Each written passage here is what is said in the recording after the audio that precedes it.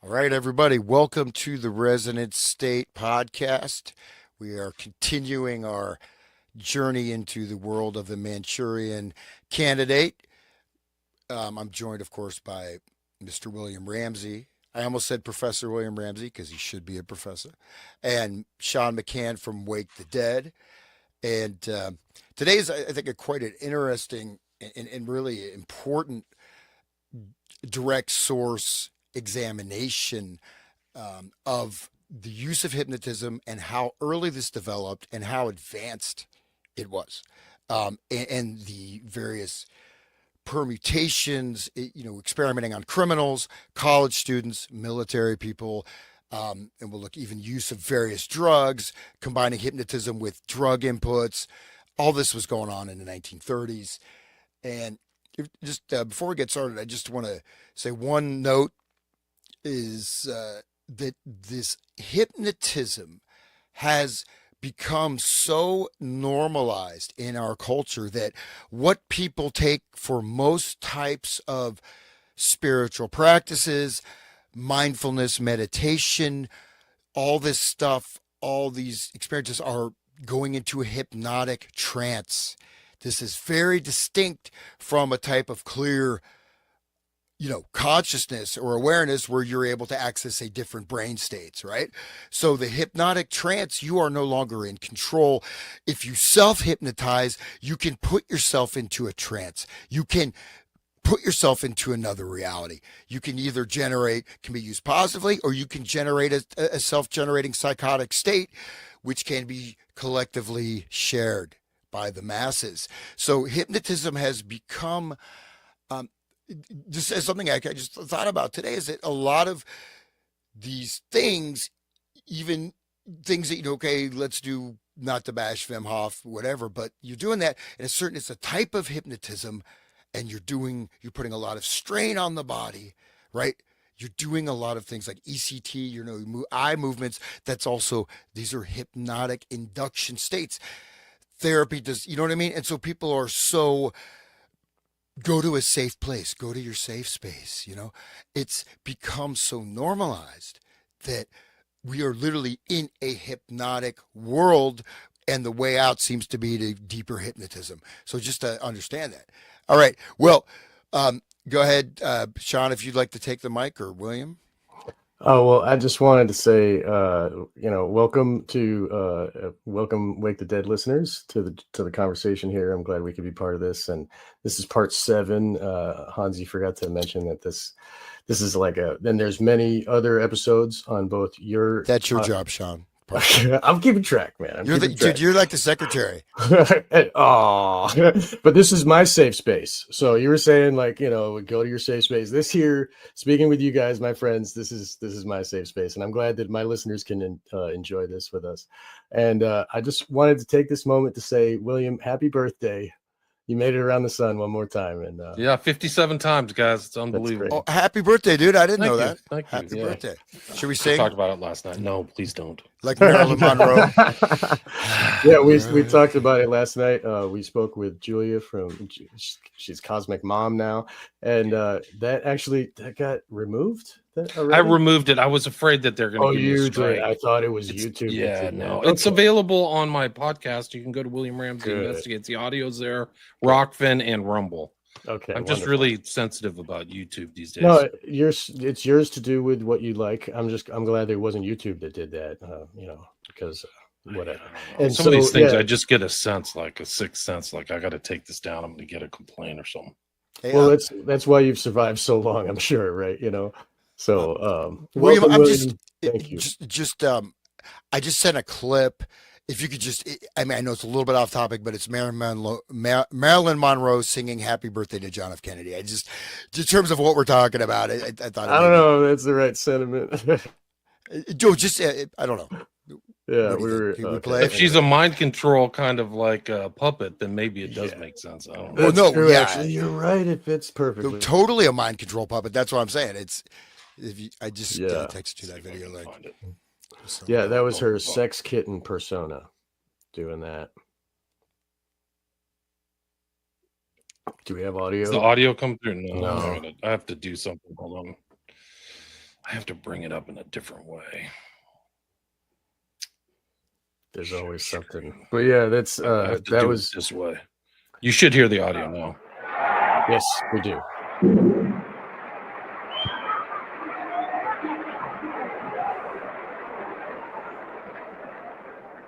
Perhaps there has been no one female who meant so much, who has done more.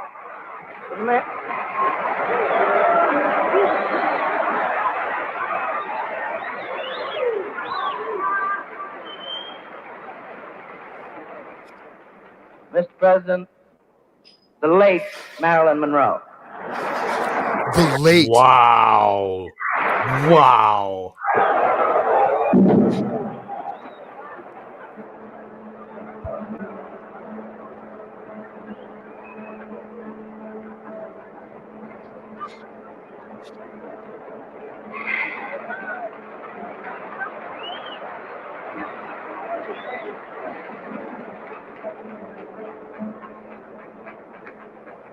Happy birthday to you. Happy birthday to you. Happy birthday, Mr. President. Happy birthday to you.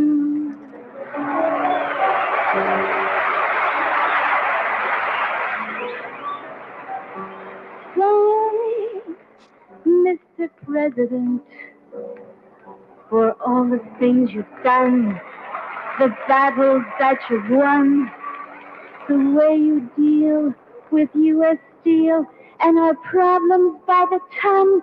We thank you so much. Everybody, happy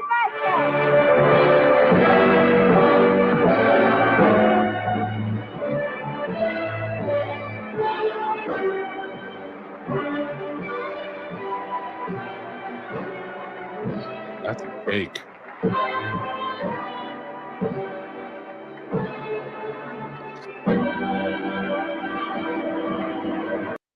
So funny. Somebody called me a CIA agent. Come on, I'm not CIA. They would never hire me. Guys. Typical Never boomer hire me. agent. Yeah, come on. That's Dude, he's a boomer agent. You're not a boomer, are you? The boomers 68. So I don't. What's that make me? Generation generation. X. Yeah. Well, the self-hypnotizing that Hans was talking about is through the TV, and that was on TV, and she was singing to all of us at that point, right? I mean, she sure was. It is interesting, your intro statement, Hans, because we take so much for granted, but like there's literal terminology from hypnotic induction in our language. You're triggered. Listen to all these kids. Oh, this really triggered me. Like, why are you getting triggered? Why are you having like something in your wiring where you get triggered, right? Like, I mean, my kids use that term all the time. I'm like, why are you doing that? But yeah, this document really is something else. I think it's an important document, and it sets. Oh, sorry. The hypnotism is something that known by this term. We have mesmerism. We have mesmer. We also have the fact that people, whether they're the occult magician, whether it's Gregor Rasputin, whether it's probably, we looked at Gildore. Hitler, these people for sure. probably they are able to hypnotize people, quote unquote, right? You put into a trance, it becomes suggestible. So, but there's also multiple layers, right? But I mean, it's literally, what I'm trying to say is that it's almost like you can't get out of the trance. Everything is a hypnotic trance. Yeah. You know what I mean? And this is very, very dangerous, especially when, sit in mindfulness. I'm very mindful. No, you're self-hypnotizing, dude. Actual meditation, just to throw this out there. Two things, basically. Number one, being able to absolutely, completely concentrate on one point for however, certain period of time. Total concentration, absolute concentration. Other, complete, full, absolutely relaxed, complete awareness, attention, complete openness. Most of these states, people, that's not mindfulness as most people experience it. These things are continually inducing these trances. The therapy, the programming, the the media, the the whole state of this planet is a hypnotic trance, I think, at this point. Yes. And the levels, like there's the trauma-based hypnotism, and then there's like the alpha state brainwave hypnotism from the TV, and you're talking about how Hitler was such a good orator, and he would put people, they developed TV at the same time, and it had like a green screen, and like there would be viewing stations where all the locals could come to this house together and view the TV together in like a group setting, which is even more hypnosis inducing, because then you're becoming part of the mass watching this like hypnotic square of a green square just programming. Anyway, I did a show on Hanussen. Hanussen was a guy who's kind of like an occultist and a stage, hypnotist, and then he predicted somehow the Reichstag fire, crucial event in Nazi Germany. Then he was dead in a week. Like somebody took him and shot him and dumped him in the forest. And it's kind of this weird overlap between him and Hitler. And he might have, like Hitler probably adopted, I think in part, some of his techniques. And so I think that there's a component of Hitler, even all those speeches and the backdrops and everything like that, and all the effects is had a hypnotic effect, the darkening and the audio. Like he was definitely kind of had that kind of ability to stage stuff all the way up until the present, really, and all the TV stuff. And that's why they chose an artist, yeah. Right? They chose an artist for that role that Hitler took. I mean, he was an artist, right? And he was into creating imagery, and he created the swastika like that, and the blood flag, and all that stuff was, it's art to control their minds in that way. But all that stuff. Yeah. But it's important to note that the real research you mentioned, like watching in a collective thing, the group, the trust, the psychology factor, this all was studied in the 1930s. Gordon Allport, The Psychology of Radio, how when it was FDR's Fireside Chats, and this was one of the major, portholes of research and then how the family structure and the social structure is reconstructed in the home environment. You could say the priest, the church, the father, everything becomes this gigantic radio box. Right? Remember how big those radios were? They were huge. And then how FDR was able to lead people in, and he said it's a hypnotic trance, right? But also this sense of collectivity, a collective identification through media. It's so well said. I'm glad you brought that up. All you have to see is this No Kings marches that just happened this weekend. A lot of those people don't even know why they're there. They just caught in and, went on this march because supposedly Trump is a king or whatever. They've been told all this stuff. I saw people interviewing them. They're like, well, I just think it's important to protest. It's like, whoa, conscious awareness. That's the same. It's always been like that, right? And it's if they're out in the streets yelling, then they're not going to actually do anything. And it's just burning off steam like a valve pressure release, and it's like Occupy Wall Street. Nothing ever exactly happened. That. Yeah. Yes. Yeah. Noam Chomsky, big figure for developing this, to be honest. Like Noam Chomsky, extremely important, right? On the left, like the real theorist, the intellectual theorist of the left, even though he's working in computer, sort of like a computer type of modeling of language, as in his MIT work. But he always said, first of all, it was like JFK, who cares? It doesn't matter who killed he JFK. Said 9/11. 9/11. Who cares? Building 7. Who cares? What? You're an idiot. Yeah. So what you need to do, he says an example of, we need a Nuremberg trial. Well, the Nuremberg trial was about as corrupt as it gets. Let's not forget that, how evil that trial was. But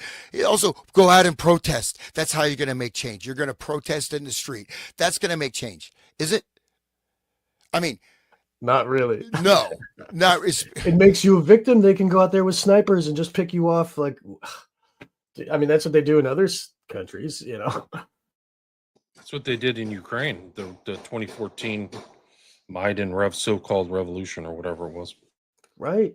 And when they gather groups together, they can just kill them. I mean, they can send in one lone nut, right? One of these programmed multiples that's programmed to kill. They can send in one of those guys and, make a big splash on the news and have it be and make everybody afraid of their neighbors and afraid to gather together. And, it sends the culture shockwave and that traumatizes all of us, and it makes us all go along with it's a system of traumatizing us and then keeping us like in the cage, so this Grok, the clown or whatever, like he is, he's in a mental cage due to the trauma shocks, and if we look at government, like all governments, like that's how they do it, and it's all mind control, and FDR was leading us into one way, and then the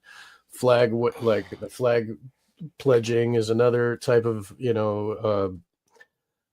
it's just forming our brains to be slaves the whole time. And look at the recent history. Like you had 9/11, people are shocked and in fear.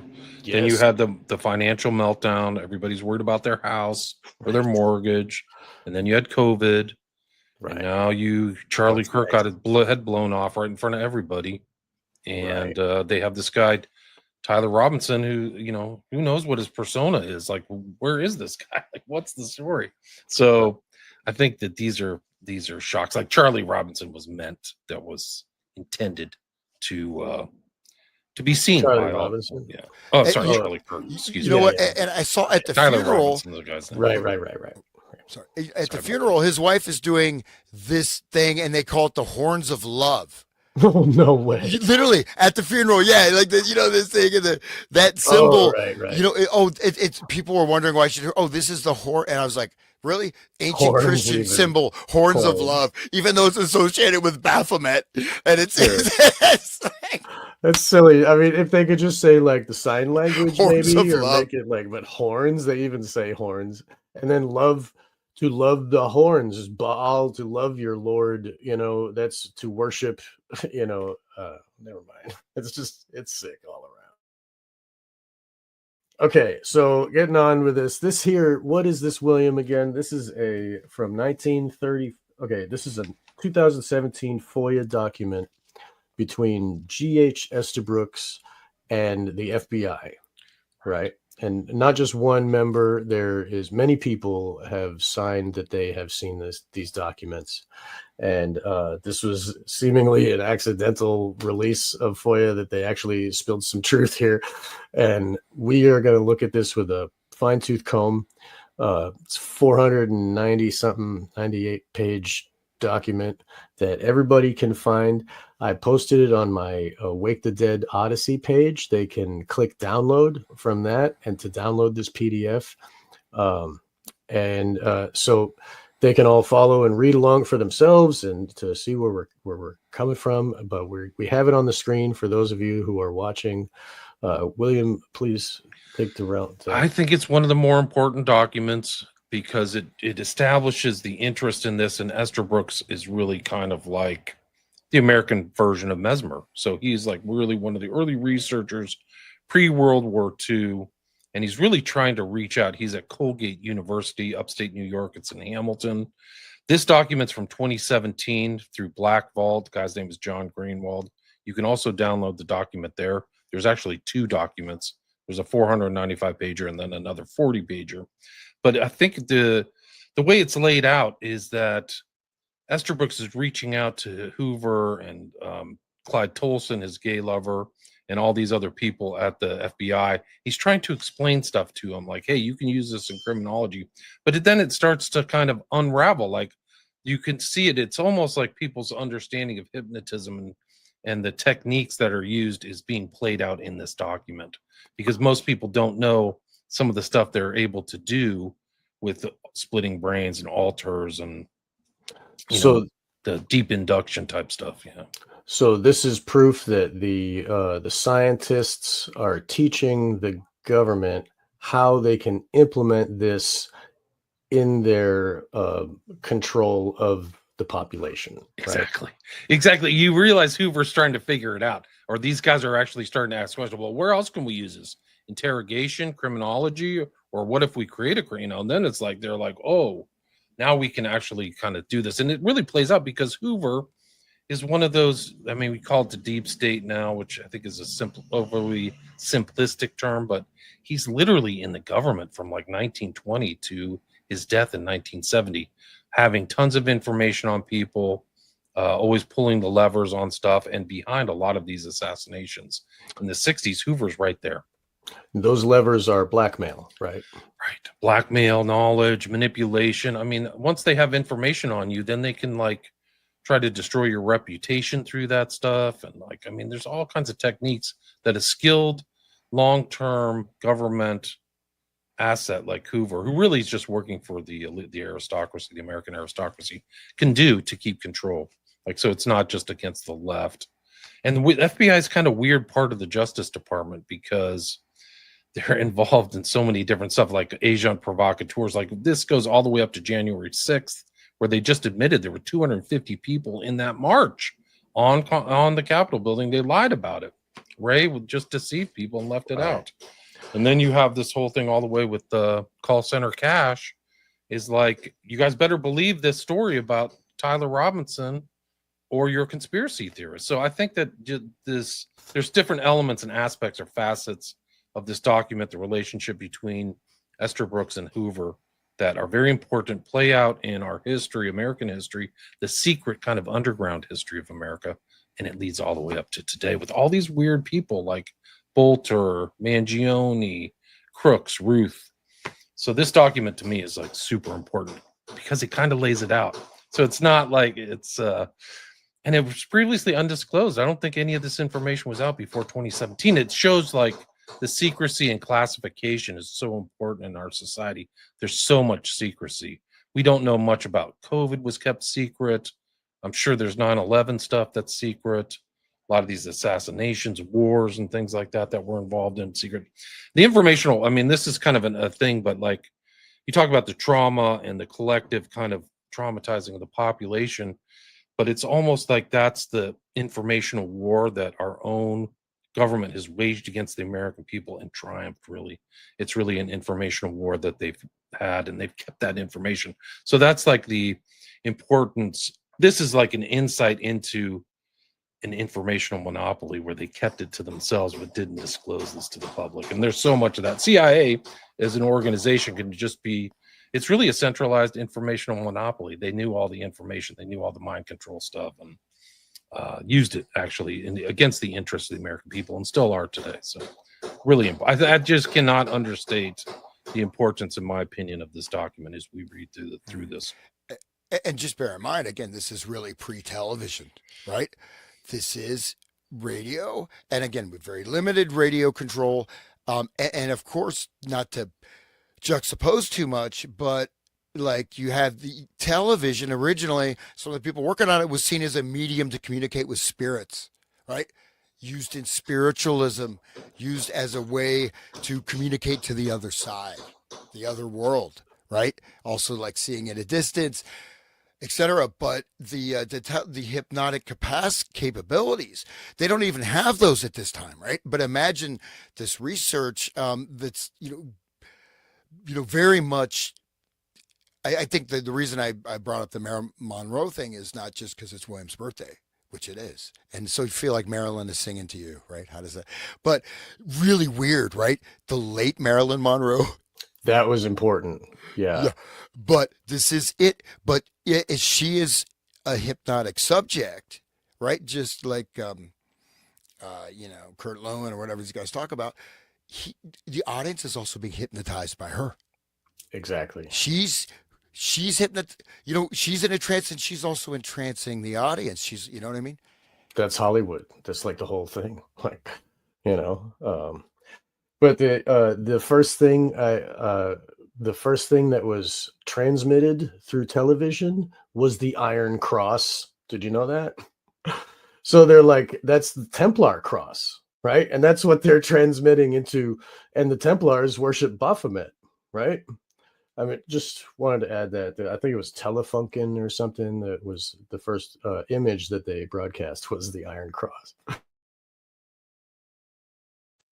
Yeah, it's. I I'm mean, just trying to show people what Esterbrook's looked like. So oh, it's kind okay. of like one of these, you know, one of many really. He's in there with Cameron, Gottlieb, Delgado, Jolly, and West, Lily, and there's that's not George Esterbrook's there. Look, there's That's Larry. actually Look at Cameron. They actually used a picture of Cameron again for Esterbrook. Let look me at see. Larry's mustache. Yeah.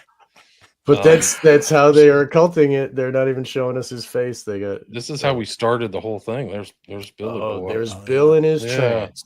Yep, there he is. Let's see it. So this is what There he Esterbrook is. really looks Right. like. Yeah. Ugh.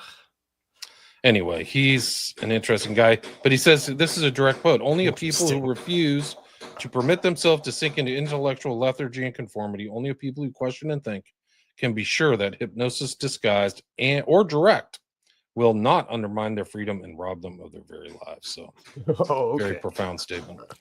And when he says rob them of their very lives, I mean, he means it. That's not hyperbole. Yeah, no, Right? you're That is that. I mean, literally, if you're in a hypnotic state all the time, you're not really alive, right? You're in a certain level, you're a zombie.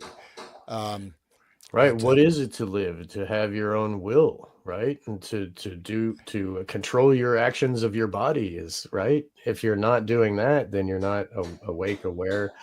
Like the Freemasons call them the dead. You know, the unbegun. You know, the uninitiated. Anyway, here we go. This here is the first page. Is this?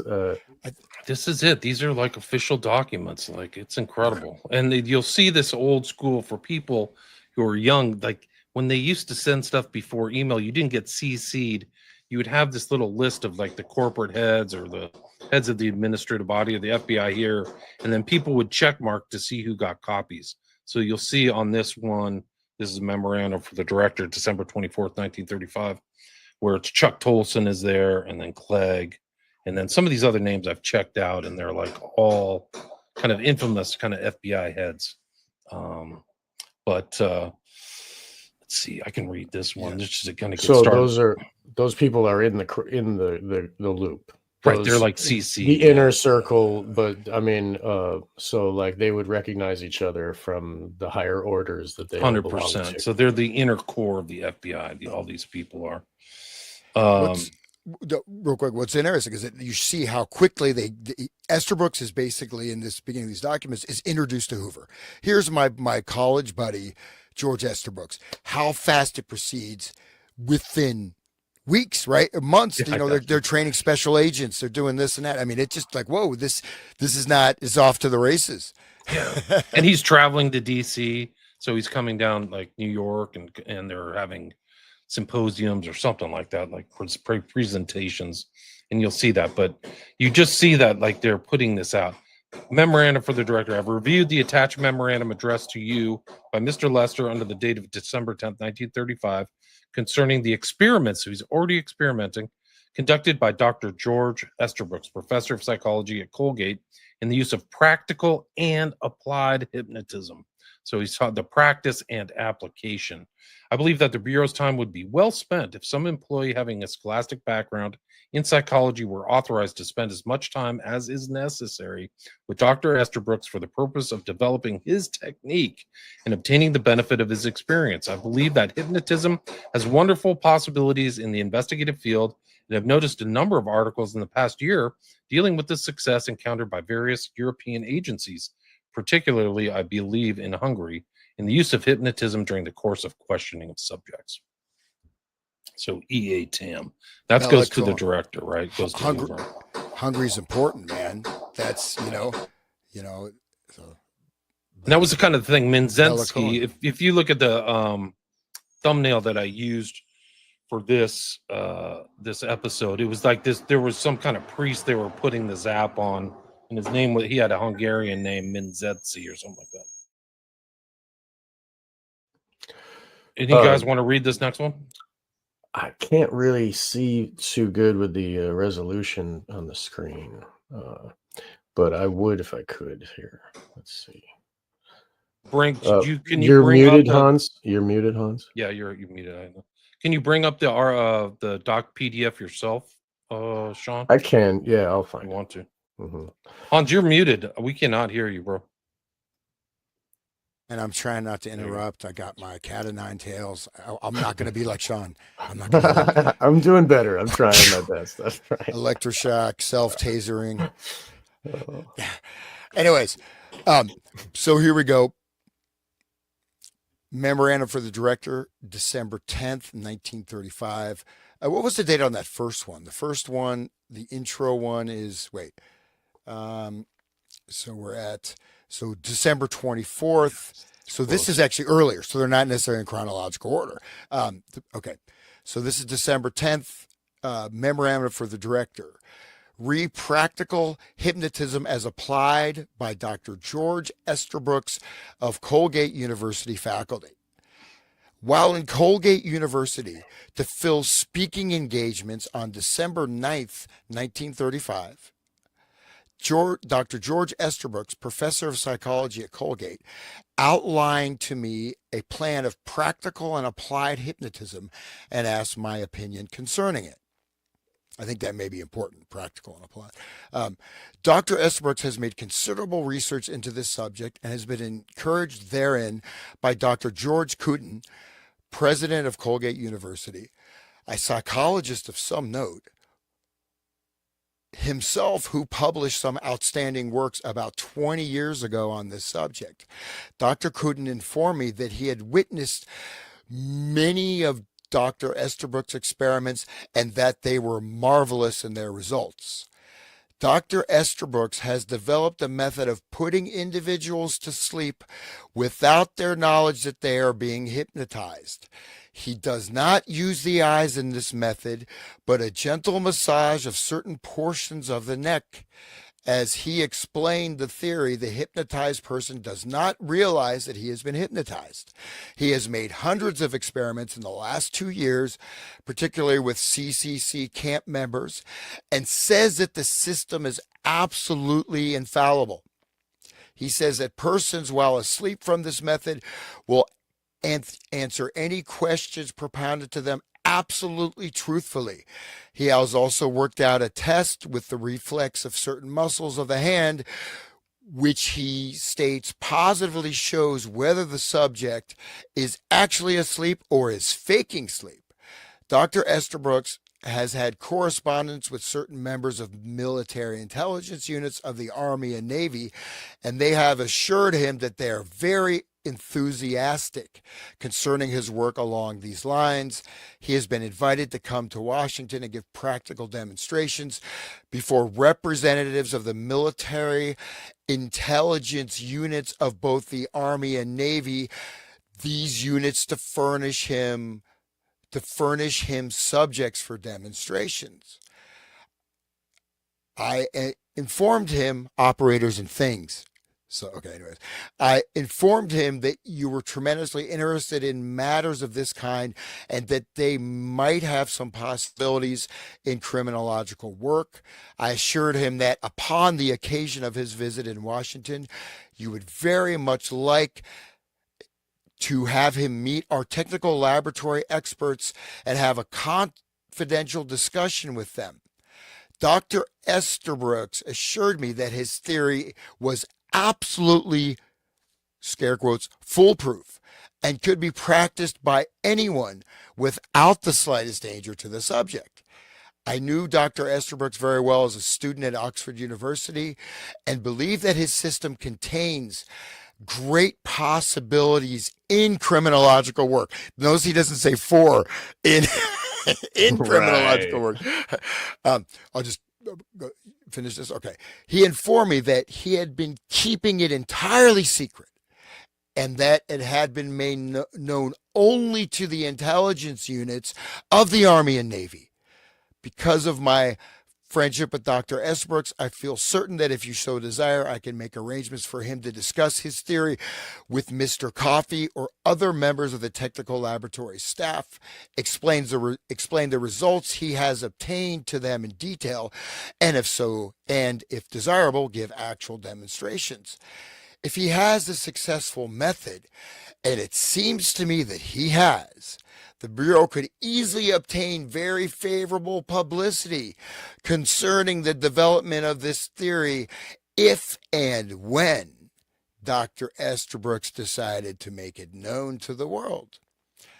Incidentally, Estabrooks' idea is not to make money for himself, but to aid the world generally, particularly shell-shocked and gassed soldiers. Tavistock, right? Dr. Estabrooks was overseas several times with the Canadian armies and had an enviable service record with them. I suggest in this connection that Dr. Estabrooks might be given a serious consideration as a lecturer on practical and applied psychology to appear before some of the subsequent police training schools conducted by the Bureau. I feel that the Bureau has everything to gain and nothing to lose by discussing with Dr. Estabrooks, through its technical experts, his theory of applied hypnotism. Just wanted to bring up the shell shock portion, how that relates to Grok the Clown. These people their brains have been changed by trauma, and he rushes in there to do the reprogramming. It's very interesting. But there's so much to unpack just in this 2 pages. Yeah. Subjects to be given away, secrecy, not revealed to the world, Army and Navy intel. So this is pre-CIA, and it actually kind of goes all the way through. And if we even go back to the Manchurian Candidate, which started this whole kind of these bunch of 7 episodes off, Marco is Army intelligence, right? So this is like this knowledge has disseminated itself not just to the CIA, it's in other departments of the government, including the FBI, which is these documents are proven. That guy, his name is W.D. Lester. He was a friend of Hoover. I looked his name up, so I know that he was like a close colleague. He died of a so-called car crash, which he always kind of double think that if it's really true. But look at all these names here on the bottom of this one. Present at the conference were Messrs. Tolson, Nathan Clegg, Edwards, Tam, Coffey, Tracy, Clavin. They're all there. They're all at this other conference. Do you want to read this one, Sean? Can you see it, or should I read it? Yeah, I can do that one. Real quick, Coffey is mentioned a lot in these documents. I'm not familiar with him, but I just referencing the show we did on the Ipcris file, is that book, Barbara O'Brien's very weird and disturbing book, Operators and Things. So they are they're directly referring to those subjects furnished by the Army as things.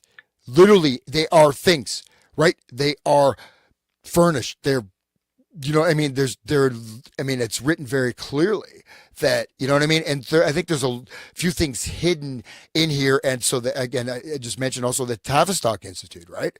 Working with the World War I shell shock victims. I think that shell shocked and gassed people, there's a little bit of doublespeak coded language in this memo. I would propose. That makes sense. Yeah. Like shell shock could cover all the people who have had trauma-based mind control, whatever, not just those people in war. And then those reading it could apply it in their minds. Oh yeah, that would fit, So we're at the next page here, January 10th, 1936, memorandum for the director.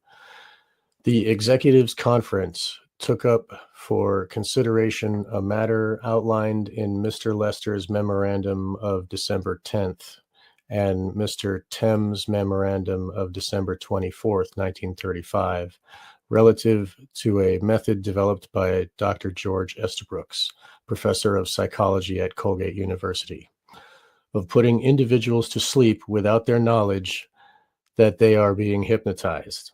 Dr. Estabrooks was a classmate of Mr. Lester at Oxford University, and during Mr. Lester's recent visit to Colgate University, he was informed by Dr. Estabrooks that he made hundreds of experiments within the last few years, particularly with the CCC camp members, and states that the system which he has evolved is absolutely infallible.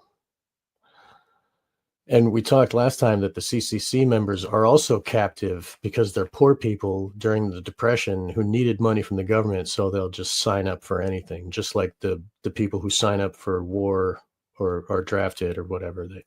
They give away their body to the government so that these experiments can happen legally, I guess, or illegally. I don't know. Getting back to it. In hypnotizing the individuals, he does not use the eyes, but massages certain portions of the neck. Okay, sorry guys. He does not use the eyes, but massages certain portions of the neck. Mr. Tam, in his memorandum, states that he believes the Bureau's time would be well spent if some employee having a scholastic background in psychology were authorized to devote the requisite amount of time with Dr. Estabrooks for the purpose of developing his technique and obtaining the benefit of his experience, as he believes that it has possibilities in the investigative field. Mr. Lester suggests that it might be desirable to have someone in the laboratory have this theory explained and witness some actual demonstrations, and believes that the Bureau could easily obtain very favorable publicity concerning the development of the theory. So he massages people's neck. I mean, he's actually touching the people to induce a trance. That's interesting. Is that legal? I mean, what do you think, William? Do you have anything to say about that? I don't know. It seems odd, but it is interesting that they're going back and forth. This is Clyde Tolson, so this is Hoover's alleged lover or whatever. It's like, Oh, yeah. But I would think It goes that straight to the top. Yeah. But touching the neck, that sounds like that's like one of the the pickup artist triggers. oh Right? no. That's NLP. You got NLP, you got Milton Erickson, really the founder of NLP. So the touching portions of the neck is you've already installed a trigger, Wow. right? Unless it's some kind of, kung fu samurai nerve. No, he's installed triggers. Right. And that trigger, you go and trigger it. That's how he's inducing the hypnosis. So it's it could be a language, hello, we're here today and I will touching your neck and you will be everything's under control. You change that thing. So I just said, I'll touch your neck. You'll be under my control. Right. That was a very good hypnotic command. How about listen to me, just like from Icarus File, right? Right. Listen to me. Listen to me. Listen to me. Everybody should listen to that episode you guys did. That's such a great episode. I just listened yesterday. It's a great movie too. I really enjoyed watching that movie. Yeah. Good. Now, there were 5 made. Somebody actually told me to look up the next one, or the second one, which is The Mind Machine. You ever hear that one? No. Yeah, he said The Mind Machine's really good because it's kind of Mind it's Machine. prescient about kind of like Palantir, like somebody has this huge computer that's spitting out information. Whoa. Yeah. That's the future, man. It's the Harry Palmer series. There's 5 in the Harry Palmer Wow. series. Really? Yeah, let me see if I can find oh, it. Man. It's well, like one of that's- these things, like when I do these shows, like some of the comments and the emails I get are super important. Like Yeah, we have people know more than I do. Yeah. Is that 2013? No. No, it's in the 60s. Because they keep doing. There's a like a Netflix remake of it too. I heard or something. I think you're Or right. Amazon something. Billion Dollar Brain. That was it. $1 billion brain. Ken Russell. Oh, that's gonna be good. Yeah, that's Wow. Yeah. Okay, I didn't know He that. said that. He said that was. It was also produced by Harry Saltzman. So let me see if I can bring that up. This is what he recommended. Stop. There it is, right here. Does that look familiar at all? With the lightning bolt too. That's really a tell. Oh. Pretty wild, huh? Whoa! I just saw that Mind Machine of the title refers to this advanced computer which controls Midwinter's global spy network and issues daily directives to his operators. The computer's voice is identical to the one that summoned Palmer, creating a sense of disorientation and paranoia. Wow. Definitely want to watch And that. Russell's kind of infamous too, right? I didn't know like they put him on to direct this. That's something else. I think that's the guy who directed Devils of Blue Dawn, right? Yeah, which is Devils. just an insane movie, man. Great Devils of Blue movie, Dawn. well done. It's really awesome. All of his movies are like that, though. I mean, how about what is it? The White Lair of the White Worm. That's a good one. Ken Russell. This is the only film which Ken Russell worked as a mainstream director for hire. Wow. Well, that goes to show something, but definitely because they're very careful on who gets to make movies. You know. Yeah. No, I think he didn't let him make public movies. Yeah. So this is probably our next show right here, guys. That'd be great. $1 billion brain. Wow. Ed That's Begley, wonderful. Carl Malden. I'm gonna have Streets to- of San Francisco. I'm gonna have to find that. Streets San Francisco too. Oh, Yeah, man. no, Carl Malden was in Streets of San Francisco. Oh, okay.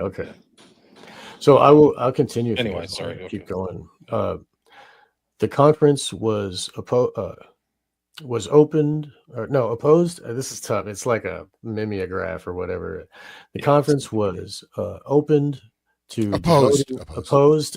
Sorry, man. I'm sorry, everybody. The conference was opposed to devoting any considerable time to a study of this method, as it felt that the Bureau should be very circumspect in any action regarding the application of this technique. It believes that it would be very undesirable to have any publicity in connection with this procedure.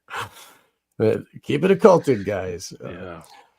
But feels that it might be casually followed up by some representative of the Bureau and recommends that since Mr. Nathan will be in New York State within the vicinity of the university in a short time, that he be authorized to tactfully contact Dr. Estabrooks with a view to obtaining information regarding the subject. Those present at the conference were Messrs. I think it's short for Tolson. I don't know who Misters that or guy something is. like that. Tolson, Nathan Clegg, Edwards, Tam, Coffee, Tracy, Glavin, and Quinn. Tolson is that when I showed that picture. Let me see. I If thought can that bring was another name, Messrs. Okay, No, it's like a honorific, like a title. French or something. Yeah, Okay, they don't use it anymore, but they used to. I But see. I showed that picture of Hoover and Tolson last time. I should bring it back up because then people. So can kinda know what's going Nathan, on. Clegg, Edwards, Tom, Coffey, we talked about, and Tracy, Glavin, and Quinn. Do you people recognize those names? Not so much. We have to. I know Tolson and Hoover, Right. but Yeah. I mean, you can see on the upper right, they're also being CC'd check marks, like they're getting all this information. Right. We see that Nathan signed it and Olson signed it. But this one's important. The next one's really important because it's a direct letter to Estabrooks from J. Edgar Hoover. Yeah. So like 1936. One thing I just find odd in this, right, is this contradictory thing of the Bureau could easily obtain very favorable publicity concerning the development of this theory, and then saying it should be, the next paragraph says it should be keep it under wraps, like deep under wraps. So what is that? I'm wondering if that's like a code word or, because you know what I mean? Even this technique, why would they even want to obtain favorable publicity, right? You know what I mean? It's not something you need to publicly display, right? And they're using it in sort of a secret methodology, right? Without their knowledge, hypnotizing subjects without their knowledge. And then they're saying very undesirable to have any publicity in connection with this procedure. So something is there. I'm just saying, and these guys they're not just going to glitch out when they're writing these memos, I would assume. You know what I mean? Like there must be some reason for that. Do you think maybe it's because they had such confidence that the public was so already in a trance that they can just roll it out with publicity and it would be taken up happily by I, the I think it public? means something. It may mean something else, or maybe some type of encoded language, because they're making very clear that they don't want any publicity. Right? Keep this under wraps. Right. Obtain very favorable publicity. What does that actually mean? Obtain, right? Obtain very favorable. So on the surface, it sounds like, oh, we're just going to promote it. FBI, new hypno agents. They will come and wall. Did you kill the man? Did you kill the man? Yes, I mean, you can see it like the science fiction, like from outer space with their palms, with a spiral. But I don't think that's what they mean. But that's the kind of the publicity that would be for the public, right? So I wonder if there's something else there. I'm just throwing it out there. I may be wrong. Right, but like so a lot of those times, language. if you shadow language, that's a perfect way of putting it, because that's what like they did at COVID. Like they'd have these public things, but then they'd also have burner phones and other ways to communicate. Fauci had it, so they're very like cloak and dagger, and I think these guys are too.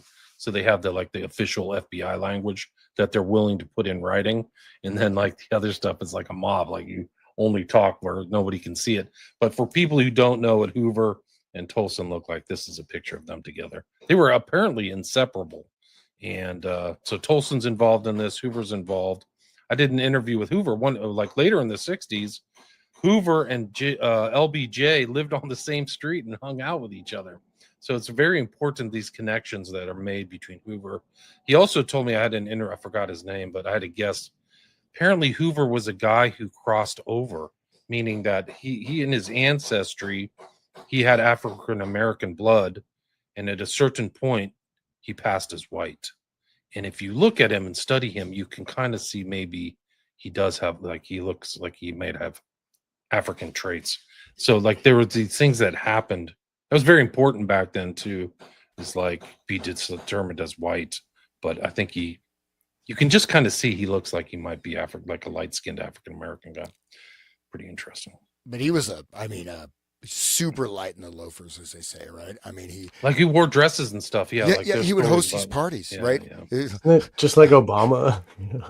Yeah, Obama's he's a black guy that passes, and he's also like a queer who's got in my opinion. The matching shoes are so cute. They're very well dressed, properly cuffed pants, 1-inch cuff, the whole bit. They think they were what do they call it? Cufflinks and stuff like that. They're well dressed. Well, queers usually care about what they look like a bunch, don't they? I mean, isn't that? I think so. So this is public in the man's clothes, and then the private in the female clothes, and that whole gender bending stuff, you talked about that forever ago, William, with Genesis P. Orridge and the whole occult combining of the sexes, the positive androgyne, right. The androgyne, that's what they call them. It's it's positive. Yeah, and if you frame it in that way, it gives you the neuro-linguistic programming. I like this. Yeah, cut your boobs off. It goes actually Crowley in his admission of who Iwas was called him a positive androgyne. So that's where Genesis Purge possibly gets it from. Whatever his name was, Megson or whatever his real name was. But I mean, they promoted that guy, and they put that into the whole culture was created in to accept that, and so he was one of the he's one of the earlier proponents. Is that guy that makes plastic surgery, gender bending type stuff? Yeah. And if you research any of the survivors of SRA, generational SRA, a lot of them in the occult situations, when they have their other personalities up, they dress them as the opposite sex.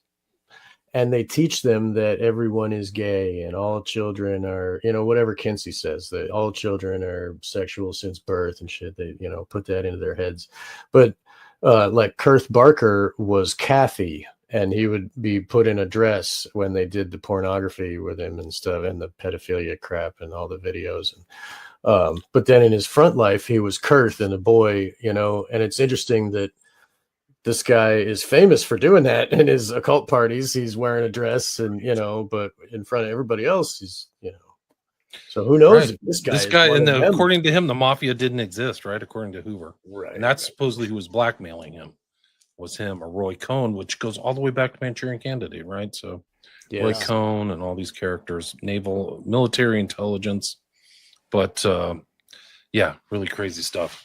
Do you want to read the next one, or should? Yeah, and should these I guys read it? always were like Keep going. summering. They would go to clubs all the time or spas. There was some spa in San Diego or whatever that this is maybe where this picture is taken. Like there was some kind of famous mob owned place in North San Diego that they were at, and I get the vibe here that that's where they're at, but because it looks beachy as that little beach walk thing in the background. Anyway, Who wears saddle shoes to the beach. What Such the a hell? cute couple. Oh yeah. But So- I mean, I'll read this one. This Okay, is what- between from J. Edgar Hoover to Esther Brooks, 36, June 9th. Dear Professor Esther Brooks, Mr. Nathan of this bureau has informed me of his very interesting conference with you recently relative to the possibility of utilizing hypnotic processes in the field of law enforcement. I desire to express to you my sincere appreciation for your courtesy in cooperating with Mr. Nathan. I should like to arrange, if possible, for you to be in Washington at some mutually convenient time during the next 4 months to make a talk before the Bureau's training school for special agents on the general application of psychology to the problem of law enforcement in crime detection, pre-crime type stuff. While you are in the city, if agreeable to you, I should like to learn more about the application of hypnotism as an aid in solving law enforcement problems, and should like to arrange to have you confer with various members of the Bureau's technical and scientific laboratory staff on the occasion of your visit to Washington. The next training school for special agents will begin in July and will continue for 14 weeks. If you will advise me as to the approximate dates when you will be available for this purpose, I shall be glad to make an adjustment in the Bureau's program in order to arrange for a time that will be convenient to you. So he's going to adjust his schedule for Esther Brooks. That's like the secret language you're talking about. Like he knows, like, oh, I really want you to be here. You will be reimbursed, of course, for your expenses incident to your appearance before the Bureau's training school and your conference at the Bureau. I regret it is not possible under the Bureau's appropriations to give an honorarium for such previous, I think. But I assure you that Services? services, yeah, for such services, thank you. But I assure you that your cooperation will be duly appreciated. I am engaging herewith for your information a booklet concerning the Bureau's training schools, and I trust you will find it convenient to assist us along the lines indicated. Sincerely yours, John Edgar Hoover, Director. To Mr. Nathan, too. Yeah. I just wanted to say that it's important to note that he's giving a front reason for Esther Brooks to visit Washington. Oh, just talk to them, make a general conference about whatever. And then while you're not doing that, come and see me personally and talk to these people specifically and do the real work. We want you here. But on the books, it's going to be, he's doing this, teaching the FBI about what, general nothing. But Right. it's a front for his other true reason for being in Washington. So that's how it always works. Like, so the news and all the record books will say he went for this reason, which is Exactly right. So he's playing this game. Hoover's only like 40 years old at this point. So like he's super young at the head of the FBI already. Well, notice this. So talk about sort of encoded language or valence, right? So I don't know if that's in closing or whatever word you used. Herewith, right? So that's a legal term, right? Notice that last paragraph. For your information, I am enclosing herewith, for your information, a booklet concerning I can't read that, training schools, right? And I trust you will find it convenient to assist us along the lines indicated. So the actual, I bet in that, the notes, the marginal notes, right, on that brochure or pamphlet, right? That's going to have the lines indicated. Specific language that can't even be printed here. Like it's, Yeah. Yeah, no, you can sense that that's what's going on. Like there's something else going on. And you have to remember this is taking place before the CIA, before World War II, before the OSS. This is really remarkable. Like this is like unique, this interplay between really the founder of American mesmerism or hypnotism and J. Edgar Hoover. Does anybody want to read this one? I don't even know. I mean, this kind of went out to everybody. We have 250 live listeners. Everybody, thanks for listening. Oh, wow. Please share the show if you like it. Also, you can go back. There's 6 other episodes, so you can listen to those. Those are all like hour and a half, 2-hour episodes. But a lot of information that kind of, if you're hearing us reference stuff from the past, it's because it's the past episodes in this series. Anyway, does anybody feel like reading? I can read it. Okay. I can keep going. I'll go ahead. Okay, good. Okay. Memorandum for the director. The executive conference considered a memorandum dated May 25th, 1936, submitted by Mr. Nathan relative to his visit with Professor G.H. Estabrooks, professor of psychology and vocational director at Colgate University. Mr. Nathan suggested that Professor Estabrooks be invited to address the Bureau's police training school. And while he was here, as his expenses will be paid for the above purpose, he can be provided with an opportunity to further discuss and demonstrate the technique of hypnotism and its application to law enforcement problems. The executive conference believed that Professor Estabrooks might properly be invited to talk before the Bureau's training school for special agents, but it thought it best not to ask him to talk before the police training school at this time. He can be assigned to discuss some subject in the field of the application of psychology to law enforcement without reference to hypnotism. Very, very, very important. Without reference to hypnotism. If this recommendation is approved, there's attached here a memo addressed to Mr. Clegg.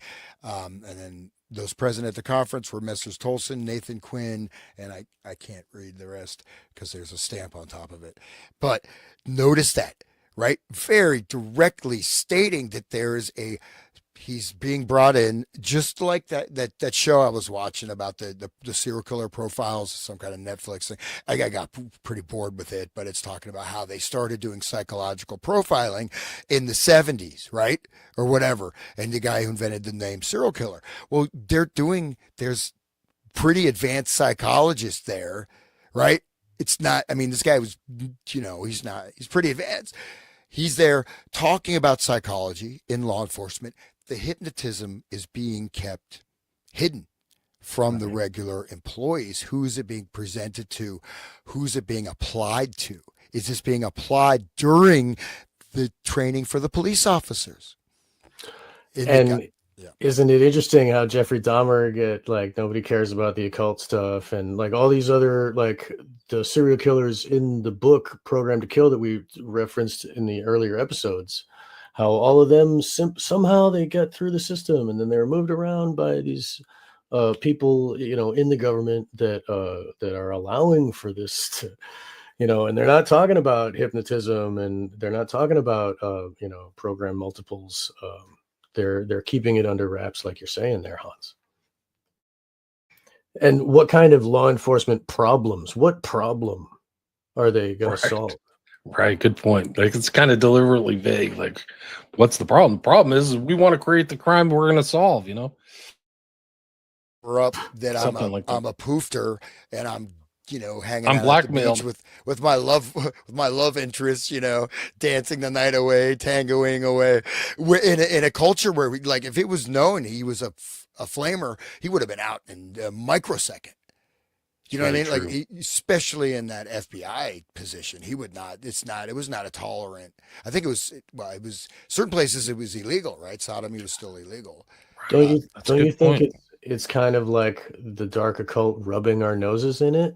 Kind of like how like Obama was, his wife is not a female, and he's like, he does crack and goes down on dudes, and it's like he's the first black president, and they're like, oh wow, it's so honorific. But then like you really learn about what they do, and it's just like it's as if the dark occult wants to invert everything, right?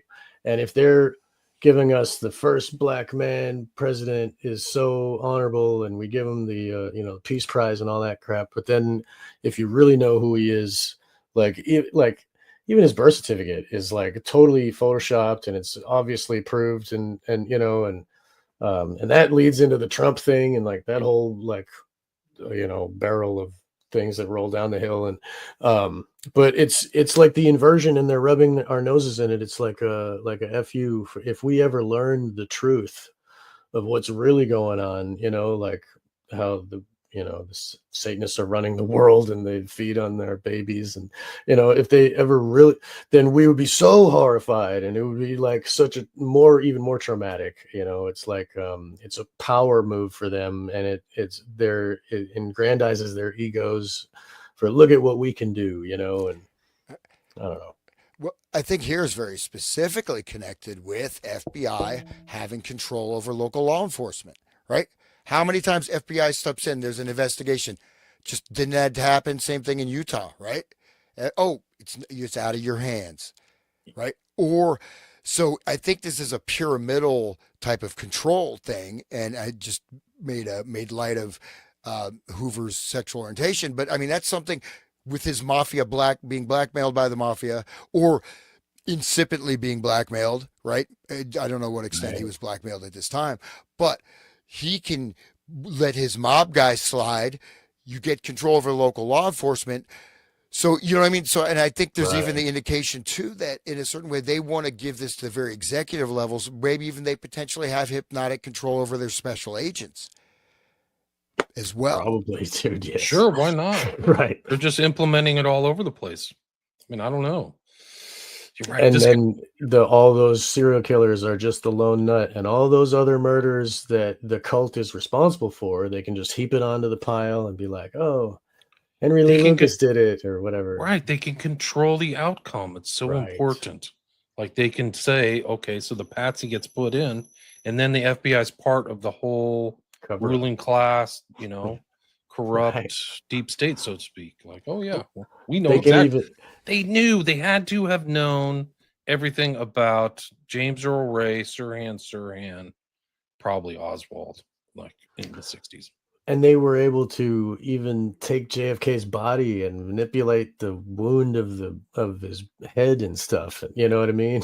Like they had such control over that whole situation and how it was rolled out on the public, and the J. Edgar Hoover is right there in the JFK assassination. He came out with like the lone nut. We have to establish. There's actually a memo of him. I could probably try to find it while we're here, but he's saying we have to maintain that Oswald was the lone shooter.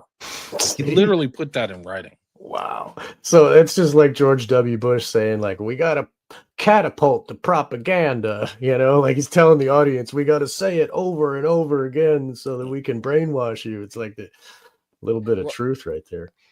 I just thought of this based on this memo is think about like, say, hey, Sandy Hook, the coroner, like some of these law enforcement speeches, they look like they're friggin' in trances. Right. There's a lot of, various cases where you get, the press conference and the chief of police, whatever comes out. Right. And so I wonder, easily, code command, or whatever, or else it doesn't seem that way. I mean, if you think about it, it is, that's, I mean, not just them coming and stepping on the local enforcement and saying, don't look here, don't look there, but let's, here's a trigger, tap you on your neck, put on Remember the recent like drowning or whatever, and somebody was at the police, the police was informing the public of whatever information, and somebody had the smiley faces on their phone, and they were holding up their phone for the camera to see, to trigger all the people that are watching on the television. It's really interesting. Yeah, that was Riley Strain in Nashville.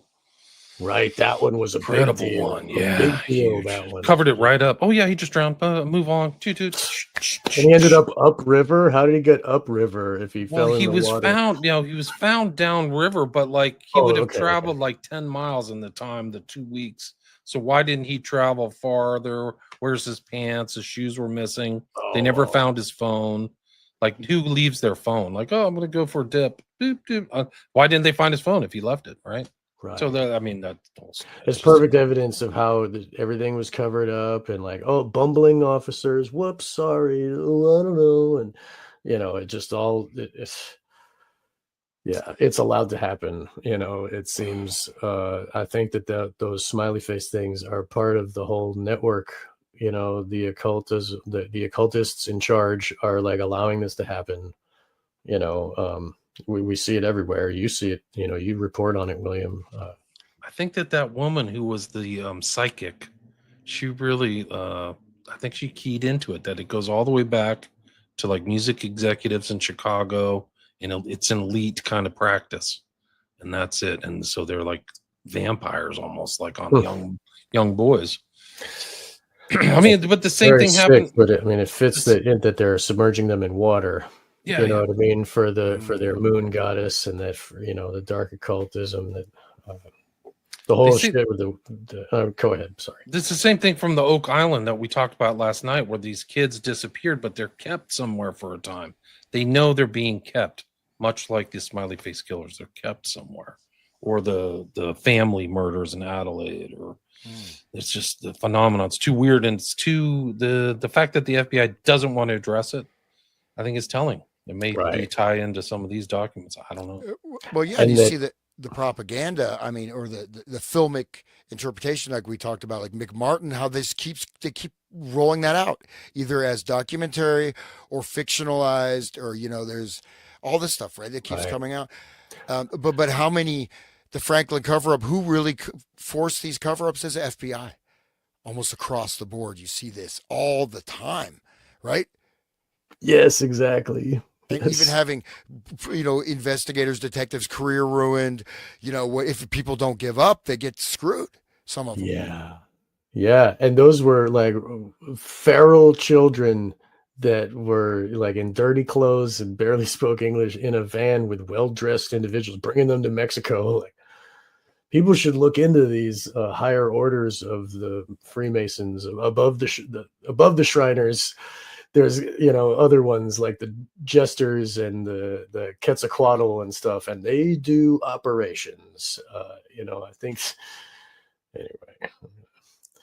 The psychic's name is Sloan Bella. I did a whole chapter on my new book about her and her views on stuff. I think it's really very interesting. Also, what Hans brought up earlier, that Mindhunter, whatever, the TV show on Netflix, that it frames all of the serial killers and the profiling, and it tells us, it's like programming us to believe this thing that they've always been trying to push since the beginning of this. Pre-crime. What's profiling? It's a form of pre-crime, is it not? Yeah, I guess in a certain way. You're profiling. You get a profile. If you have a profile, it makes sense that if I have a profile, if you're doing marketing, right, you got a profile of, a certain consumer will buy Red Bull, and I'm looking for middle-aged white truck drivers. That's funny. A Facebook profile. calls you your profile. Like, no, you profile it, and you want to be able to predict that you'll be able to get them to buy your product. That's customer profile. Right. Group profiling, but in a sense of profile, if you have this, you fit the profile. You fit the profile of this pre-crime.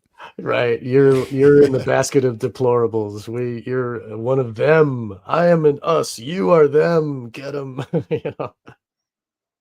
Anyway, next one is very. The other thing you mentioned, Mindhunter, is interesting because that's John Douglas, who came up last night. I had no idea he worked for the Ramsey family, which is crazy because I studied him in depth in the West Memphis 3, and he is mega sketchy. So the hero, the guy that's the so-called hero. Yeah, he's portrayed as a hero, much like Ken Lanning. But people, do yourself a favor and go read this. It's not even, I can't find the Google reference, but I wrote this 8 years ago on John Douglas. and the title is the John Douglas and the Release of the West Memphis Three, and it's in his book Law and Disorder. But like, he overlooked so many things. Like it's a no satanic crime. Like, I list all these Satanists: Fall River Satanists, Ricky Casso, Beast of Satan, Hardy Boys, Vampire Clan, Adolfo Casson. But like, he didn't read certain stuff. He overlooked things, miscarriage, and he was involved. He literally was talking to people who were in the documentary. So like, people don't know, like, he literally went and talked to John Mark Byers. So if you remember, Mark Byers is in the father's in the like first or second documentary, firing guns. Like, they paid him money to be in the documentary. A lot of people don't know that. Listen to this. With his completed analysis profile of the case pointing culpability away from the West Memphis Three, Douglas traveled to the city of West Memphis in 2007 to interview family members. Douglas met with Pamela Hobbs, mother of victim Stephen Branch, and imparted to her his theory of the case. Quote, this is from Douglas. This isn't me. By the time I left, Pam no longer believed the West Memphis Three were guilty of the murder of her son. Wow. So he literally Mission showed up accomplished, and turned right? her. What's that? Mission accomplished, right? He was like, yep, It did my sounds like job. strong arming. You know what I mean? Like, no longer believed. Like, either Coercion. This is hypnotic- from the book. This is a direct quote from his book, like the Mindhunter book. It's called Law and Disorder. I mean, I took this thing apart. Like, I mean, it's so dark. You cannot even fathom the average person. It's like True Detective levels of like wickedness and evil, because he turned the parents away from like the view of, I mean, what happened. It's just so crazy.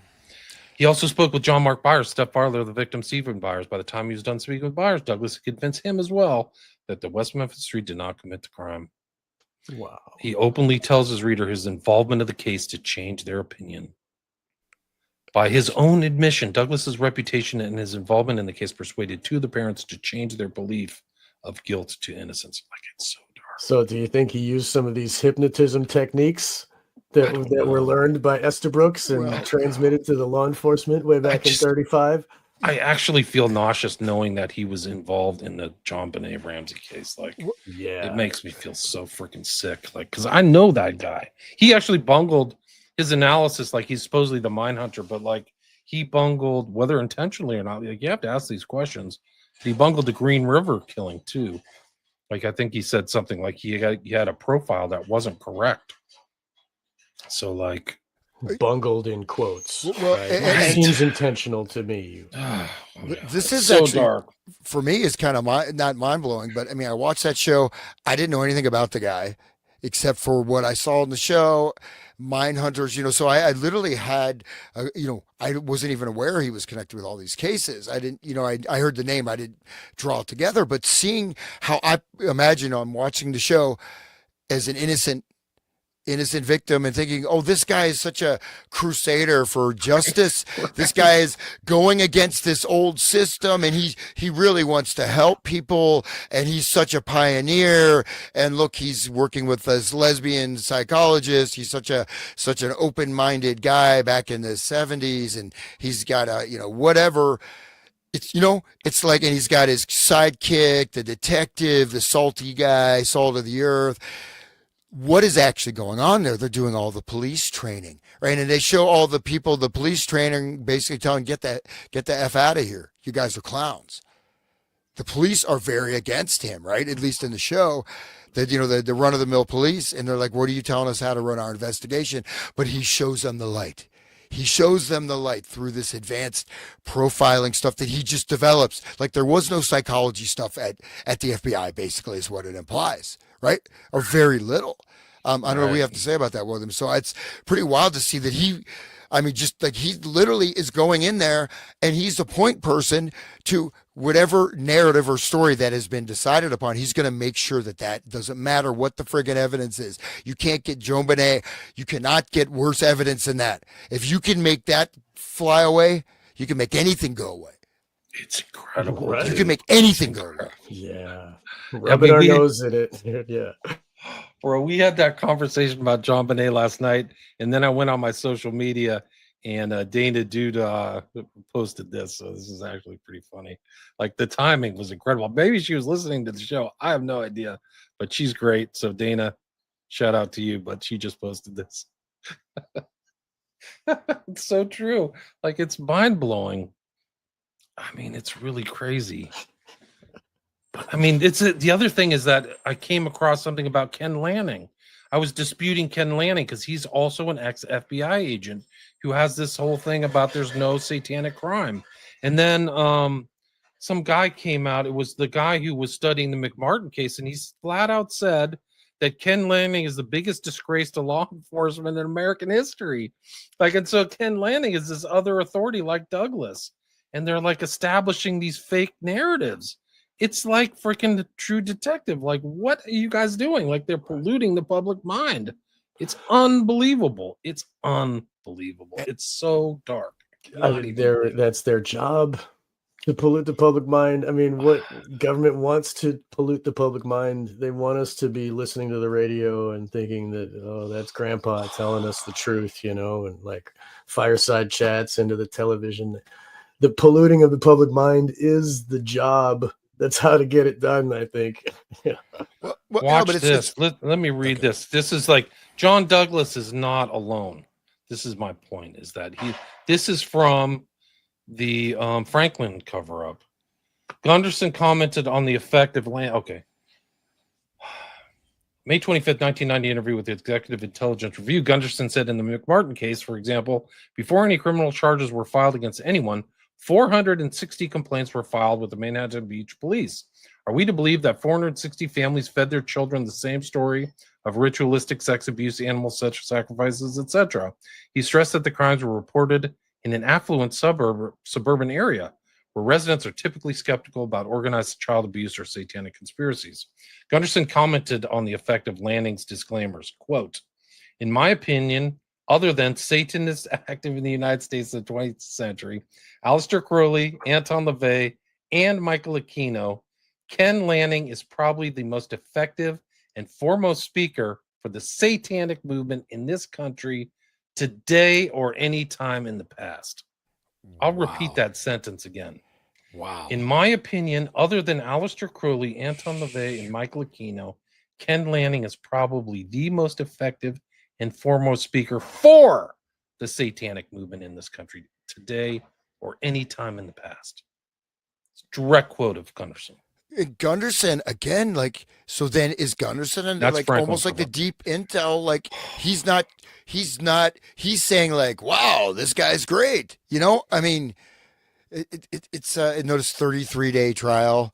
You know, all the oh yeah, 33 number in Charlie Kirk, right? Of course. 33 hours. Found him in 33, guys. Nothing to see here. No coding, no numerological coding, guys. Wow. So it makes this whole thing makes the FBI, you have to question the FBI, like Lanning and Douglas. How X are they? They're probably picking up like you know, their blood money or whatever it is. Like when you what was it when you like my brain is fried. They're probably picking up money for their retirement money, right? So they're probably not going to do anything where they're going to expose. I bet they sign tons of NDAs and stuff at the FBI. Like you'll never disclose anything or talk shit about the FBI, or you won't get your retirement funds. Don't they have to sign in blood? Or you'll get suicide. Sign in blood on the bottom line. They sign in blood to pack right. the devil. Practically. It's just like one of these guys here who died at 41 in a car crash. I mean, is it really a car crash? What is it? Right. Very convenient all the time. And somehow they die. Yeah. One of these guys here, Lester, who's in this list with Tolson. Lester was an FBI agent and editor of the employee magazine, The Investigator, and he is credited with originating the FBI's motto, fidelity, bravery, and integrity, in a comment made in September 1935, so it's right around the time of this.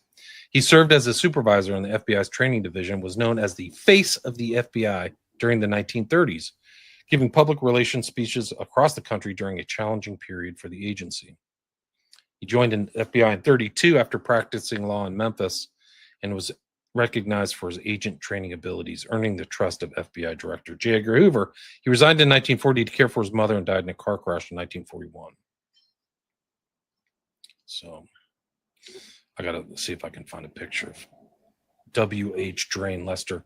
It's just lost history. These guys don't have any pictures or anything like that. Anyway, should we pick this back up? Yeah.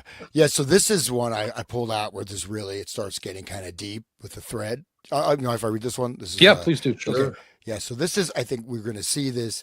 And what's important is instead of just making conjecture, right? We can start to gather some direct evidence, because obviously once these things are implemented, they're not going to be in any documents we're going to have access to. Right. You know what I mean? Okay. This is before it goes underwater, before it goes down, before it goes deep. This Yeah. is like, right. So we're talking December, basically January, February, March, April, May. But already by within 4 or 5 months, it's already being implemented into programs, or potentially. So, okay, memorandum for the director. I was at Hamilton, New York, the seat of Colgate University, on May 16th and 17th, 1936. While there, I conferred at length with Professor G.H. Esterbrooks, who is professor of psychology and also vocational director of the students at Colgate. I also conferred with Dr. Cutton, the president of the university. Professor Esterbrooks has been conducting experiments in hypnotism for a little while, and Dr. Cutton has been interested in hypnotism for many years. Dr. Cutton is in his 60s and has published certain books and articles concerning hypnotism, which he wrote while at Yale University some years ago. He was an associate of leading psychologists interested in hypnotism at the time, such as the late Professor Munsterberg, the Munsters, right? I don't know, of Harvard. Professor Esterbrooks demonstrated his ability to hypnotize certain subjects by placing under hypnotic influence 3 students of the university. These students were of the scholarly type. One was a senior and the other 2 sophomores. The subjects were apparently put under hypnotic influence without trouble. While under the influence, they were given certain post-hypnotic suggestions, such as looking in a book at their sides, looking up certain references therein, and making statements in connection therewith. The experiments proceeded in an entirely successful manner. Inquiry developed statements by both Professor Esterbrooks and President Cutton to the effect that the hypnotic process candidate only be applied to voluntary subjects who place themselves entirely under the guidance of the hypnotizing practitioner. Of course, I pointed out that in the application of hypnotism to criminals, the criminals would obviously not be cooperative. This matter was discussed at some length during the 2 days I was there, and it was thought possible that if the hypnotizing practitioner could be introduced to the criminal in the guise of a physician, he would recommend entire quiet to him. In this manner, the subject might place himself in a condition whereby the hypnotizing process would be successful. This is, of course, possible. The technique would have to be evolved by practice in accordance with the circumstances of each individual case. Professor Esterbrooks had certain ideas relative to the use of hypnotism during wartime, such as placing a messenger under hypnotic influence, giving him a message to be delivered at a distance, and also affording to him the post-hypnotic suggestion that this message should be delivered to no person except upon the disclosure of certain code words. I told him I did not see how this particular phase of the matter would be of professional interest to the Bureau, and he agreed with me. The hypnotic technique seems simple. It should be understood, however, that George Esterbrooks pointed out that only 1 in 5 individuals is an appropriate hypnotic subject, and that, as stated in the foregoing, the subjects must cooperate to the fullest extent with the practitioner. George Esterbrooks was of the opinion that the process could be demonstrated to a selected group of Bureau representatives in 6 days. The technique, as I observed it, if it could be imparted at all, could certainly be imparted in 6 days to Bureau representatives. I am of the opinion, however, that certain indefinable qualities must be possessed by said Bureau representatives. Just what these qualities are, I am unable to state. Wow. Of course, there is ample room. And we can go back. You guys may take notes. There's a lot in this. Okay. Of course, there's ample room for deception. I'm going to read that again. I am of the opinion, however, that certain indefinable qualities must be possessed by said Bureau representatives. Just what these qualities are, I am unable to state. Of course, there's ample room for deception in the case of hypnotism, as a subject might feign hypnotic sleep and perform actions in accordance with post-hypnotic suggestions, which he naturally would hear during his feigned sleep. George Esterbrooks pointed out, however, that he possessed a certain instrument called, as I recall, the cyclogalvanometer, which afforded a sure test as to whether the subject was sleeping or otherwise. During the test, George Estabrook transferred control from himself to myself in order that I might ask the subject certain questions during the hypnotic trance. He answered all the questions and appeared to have a better memory during the trance than when fully conscious. This, I was told by both President Cutton and Dr. Esterbrooks, is in accordance with their research activities. Hypnotized subjects possess a much clearer memory under the influence than otherwise. Professor Esterbrooks pointed out that a subject accustomed to the hypnotic control of one individual could not be hypnotized by another individual. So for this reason, I tried no hypnotic experiments with his subjects myself. Okay. Shall I just finish up? Page 3. Can we chat? There's one quick thing. Yeah, the last page. We'll do the last page. Let's go. All right, you go ahead. Yeah, go ahead. No, we can. There's a lot. Okay, I'll just finish up. Okay. My recommendation is as follows. I am of the opinion that the Bureau, particularly the laboratory, should engage in every possible research activity along lines of modern scientific law enforcement interest. I am of the opinion that Professor Esterbrooks should be invited to come to Washington to address the next police training school, but not along the line of hypnotism. His subject is psychology, and he could address the class on this subject. From what I observed, he could deliver as interesting a lecture as the other outside scholars. He appeared to be much interested in young people and is probably a good instructor.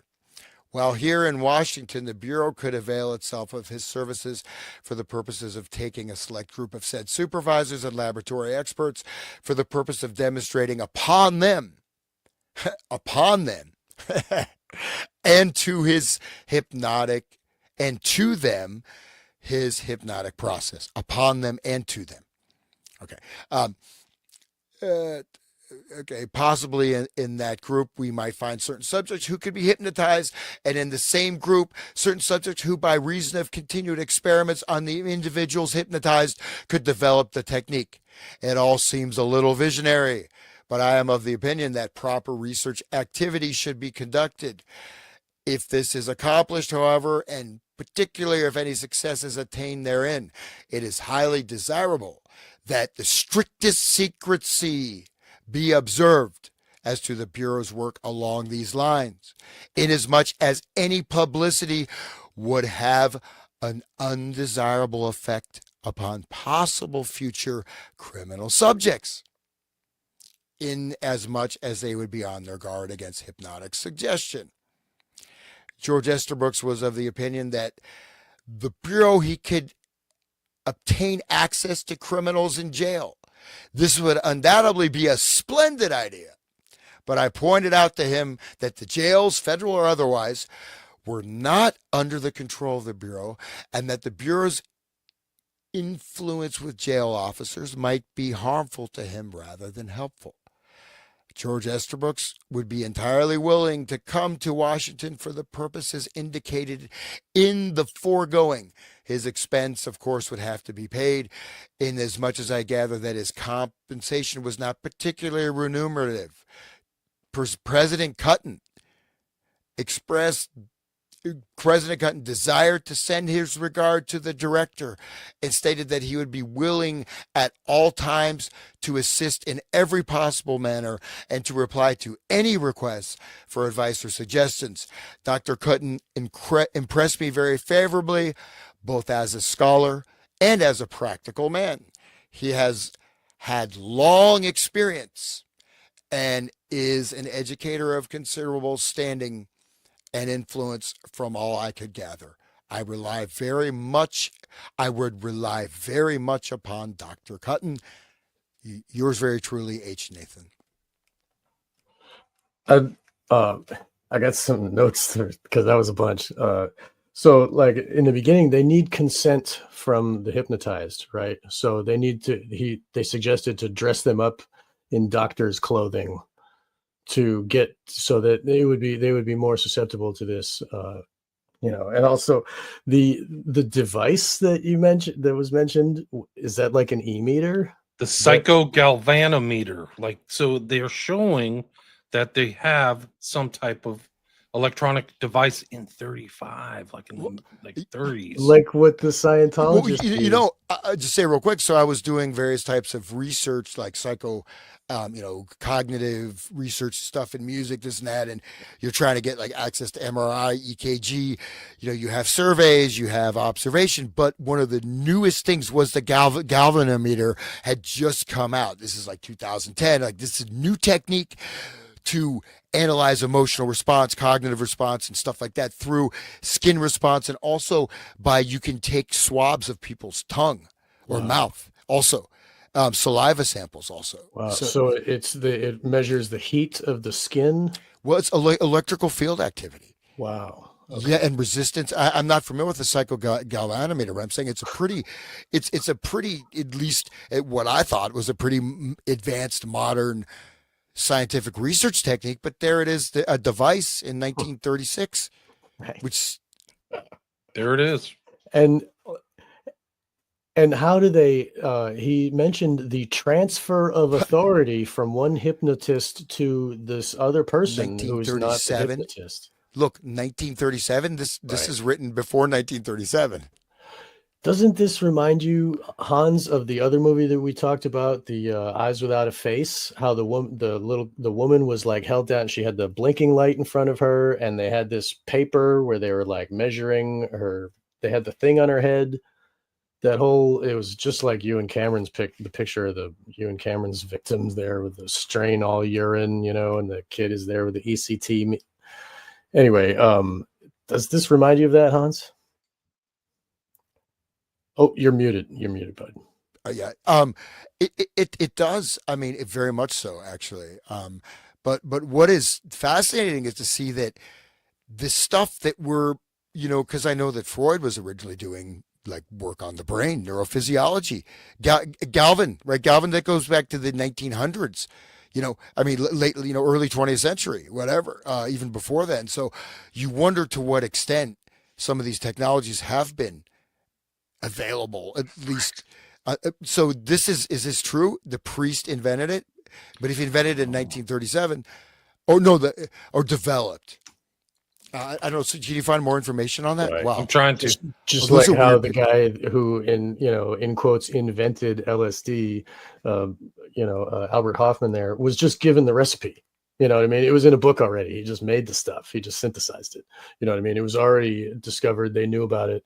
He developed the technology further, and he got given the mantle of inventing the thing with his bicycle day. But really, he's just the front. 1890s, it was developed. 1890s, Angelo Mosso, 1890s developed this device. Wow. So that's the beginning of electricity, right? I mean, anyway. So also an important thing to note is the transfer of authority from the hypnotist who put the subjects under hypnosis. And then he says, now listen to this guy. And then the other voice programs the mind. So this is just like the television, how we have, the television puts us in the state, and then the expert comes on with the doctor's cloak who tells us what to believe, right? And this transfer of authority is possible, and they're talking about how it's possible in 36. They're like, we can hypnotize 1 of 5 of the population and transfer that authority. This willingness to believe can be transferred. I think that's interesting. William, could you read that about the Father Walter G. Sure. Summers? That seems interesting. It's Father Walter G. Summers, S.J., Ph.D., was a Jesuit priest and the head of Fordham University's Department of Psychology in the 1930s. He's best known for inventing the psychogalvanometer, a device designed to detect lying by measuring minute electrical currents in the body, which he claimed were influenced by emotional stress. The device was tested in Manhattan in 1936 and reportedly demonstrated effectiveness in identifying deception, such as when a news hawk was correctly identified as having chosen the 3 of diamonds despite denying it. And Fordham is in Manhattan, right? It's in New York. Can I bring up the fact that the Jesuits have been into trauma-based mind control since forever? I mean, and they have been influencing children since they made the confessional down to 7 years old. And Loyola, the guy that started the Jesuits, says, like, give me a child before he's 7 and I will give you the man. Like, this programming of children. Like, what? The Jesuits have been into. I mean, talk to Johnny Cerrucci. Like, he'll tell you. There's Harold Pop Nation. That's number 2 under Hoover, second in command under Hoover. He's the one in this document. So this is the, ruling group of the FBI. This is the top brass. Well, the priest actually Hoover invented a Catholic too. I'm sorry. I'm just saying this is who was involved in. This is who signed this 3-page memorandum for the directors. Nathan, that's who Nathan is. Well, what the priest invented, I just looked it up. He invented the lie detector. That was the lie detector. Wow. So this was a development of that device, which became the lie detector test. This is the lie detector test that he developed. That this is the origin of the lie detector test. Wow. Basically, the priest. Priest is his name. How ironic too. It's like, wow. Oh man. And it from a Roman Catholic, like, oh my God, the Jesuit. Okay. There's a lot there. I'm sure there's a lot to dig into. What these qualities are, I am unable to state. Of course, there's ample room for deception. Like, hey guys. And then the psychogalvanometer. Ugh. And then the switch out with the physician is really telling, like, oh, we'll just switch out a physician in here. Right. And then the people will believe whoever they put in front of them can be that authority transferred. Like that's a huge portion of the biggest key is to people's minds, and the TV itself is a hypnotic device. It's all one big thing. The other thing is, like, there are principles in here that play out with these other assassins like Sirhan. They couldn't get into his mind certain parts of it, and they're playing it out here. Professor Estabrooks pointed out that a subject accustomed to the hypnotic control of one individual could not be hypnotized by another individual. So it's like there's something like an intimate process between the hypnotized and the hypnotizer. Just like with SRA programming, they traumatize the victim and then they do a bonding, in the book Pimp by, or whatever. Chappelle talks about it, how the pimp learns from the older pimp to beat his woman with a rod or whatever until she's fully scared and traumatized. And then you draw a bath and you give her pills. And then she's like fully under your control. So it's, this is the system of how it's done, Anyway. Right. And they're figuring out these are talking to like the head of the FBI. It's off the charts. Right. And trauma is so like integral to the whole thing. And, to traumatize the public with the television, never forget 9/11, never forget. We had to keep watching the people jump out of the buildings and all that. Like it fully put us in a trance. And then we gave the authority to, like, okay, we'll take the Patriot Act, and okay, we'll start wars, and who did it? I don't care. Like, go Right. bomb them, turn the fucking Middle East to glass. Like people were fully under control. Their minds were taken. It's just Trauma then suggestion. Trauma then suggestion. Exactly right. The experiments proceeded in an entirely successful manner. This is like academic environments. They're infallible, right? He's with the head of the freaking university. President Cutton is the head of Colgate. Right. So this is like they're going through this investigation it's not like jokers playing around with hypnotism at some party on a Saturday afternoon. Like these guys are serious and they're the tops. And this is the most important key to all of the manipulation of government mind control for the future. Ever since 30 something, the government has been controlling the masses. This is the inception. This is the genesis. This is where like the little acorn seed expanded into a mighty oak of brain mind control. This is it. This is it. This guy, like we were joking in earlier episodes if people missed it, but the guy who like released this document, like what's his name? David Hardy, like he's like eating Cheetos and trying to figure out what he's gonna have for lunch. Like he's doing fantasy football or something. Football, should we get round table pizza or a burger today? We just he's swiping on the get this 500-page document out of my freaking hands. He didn't even redact it, which is awesome, right? Because good point. I've got so many other documents. Like this would just be redacted. There'd be like all the 3 sentences on this whole 3-page document. That's a really good point. Like they just didn't care. Like he just like, here it is. It's like the grace of God. God just allowed it to happen. Like it's influenced this guy to let the it go. Steelers, man. I'm going for the Steelers. Because everybody passed away, and then they didn't understand the importance of this. Like, who's gonna read this 500-page document? Like he's like 500, 500. Let's get rid of this. Nobody's gonna care. And then it's like, we are wow, this is incredible. We are very happy to read this 500-page document. There's also an adjoining 40-pager. Like we were only like at page 14. Right. Just to say, I did look up Cooten a little bit. So Cooten is I mean, there's not a lot on him, but he, again, was the president of Colgate. His book that I could find was on alcoholism, right? And he said there's only 2 cures for alcoholism: hypnotism or religious conversion. Think about William Sargent, Battle for the Mind, right? Religious. What about AA too? That's a whole new religion for those people like that, won't accept religion, and that, they go every week and sorry. Yeah. And so even this beginning thing that the college students were of the scholarly type, which means they're intelligent, right? You've got intelligent people. And so they're, There's a better version of the psycho galvanometer. Right. So it's measuring the blood pulsing in the fingertips. It's a skin react. It's electrical. It's electrical, right? Yeah. Yeah. It's resistance in the skin. So galvanic skin response. So it can measure emotion and various other things. But the lie detector is still not really taken as proof in court, right, William? Yeah, they've proven that it's not foolproof. Some people have like said it's 100%, but you can rig a lie detector test. All you have to do is take a thumbtack and stick it under your big toe.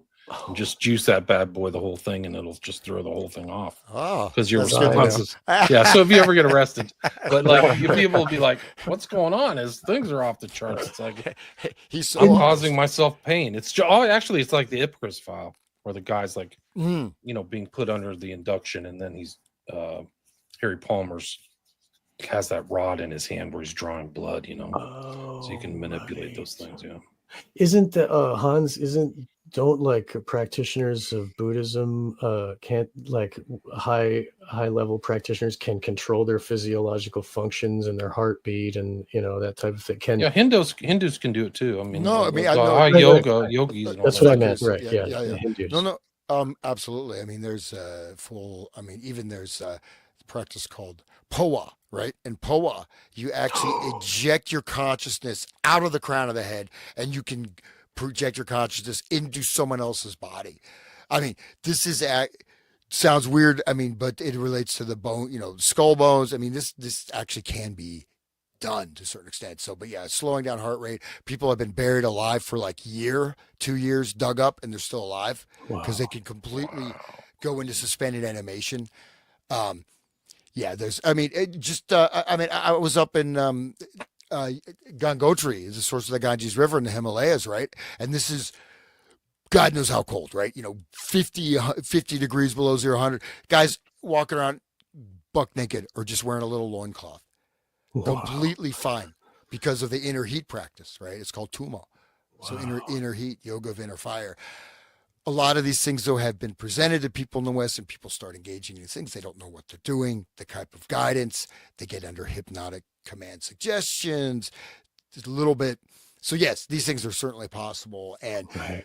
But they also, you're sort of getting into the operating system, right? You're getting into the deep hardware. Like, you're not going to just pull, if I'm my laptop, I'm not just going to pry it apart and start pulling chips out of my laptop. Unless I know what the hell I'm doing, right? You know what I mean?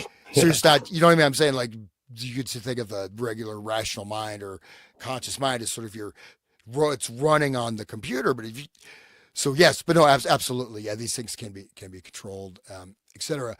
But anyway, so back to the Estabrooks though, like, so they're looking up references, books, looking in a book at their side.